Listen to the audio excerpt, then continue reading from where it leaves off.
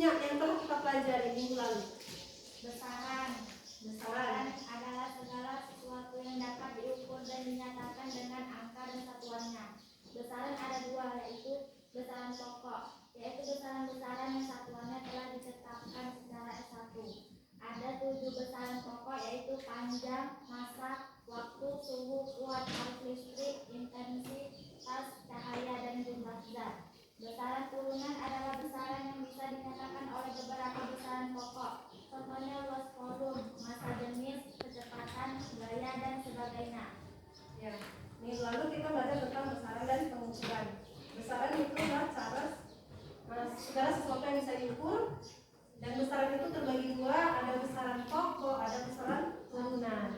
Besaran pokok itu ada 7, yaitu panjang, massa, waktu, suhu, arus listrik, intensitas cahaya, dan jumlah zat. Nah, selain besaran turunan ada selain besaran pokok ada besaran turunan, yaitu besaran yang diturunkan dari beberapa besaran pokok. Misalkan luas, volume, massa jenis, gaya, tekanan, momentum, impuls, dan sebagainya. Itu adalah contoh besaran turunan. Kemudian ada juga pengukuran benda. Kira-kira pernahkah kita itu melakukan suatu pengukuran di dalam kehidupan sehari-hari? Pernah. Misalkan apa? Mengukur berat badan. Misalnya massa Yunda 37 kilogram. Di situ ada besarannya, besaran massa. Ada juga satuannya apa? Kilogram. Kemudian panjang papan tulis 2 meter. Panjang papan tulis 2 meter, di dalam kalimat tersebut ada besaran dan satuan. Apa besarannya? Besarannya panjang. Satuannya apa? 2 meter. Di situ ada angka, ada besaran, ada satuan. Nah, hari ini kita akan belajar tentang alat ukur. Nah, kebetulan di labor kita beberapa alat ukur itu sudah rusak ya, karena kan kemarin banjir bandang. Ini adalah alat ukur massa. Di lab fisika ini digunakan untuk menghitung massa suatu benda. Cuma ini alat kita rusak. Di sini seharusnya ada tempat menggantungkan beban ya. Beban. Ini namanya adalah neraca Oghuz atau neraca 311. Nah, saya ganti untuk menghitung massa, saya ganti ini. Ini adalah neraca digital.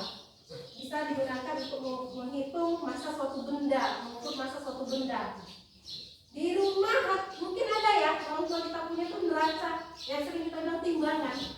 Ya, nimbang gula, misalnya umi kita itu mau buat kue, nimbang tepung, itu yang digunakan neraca.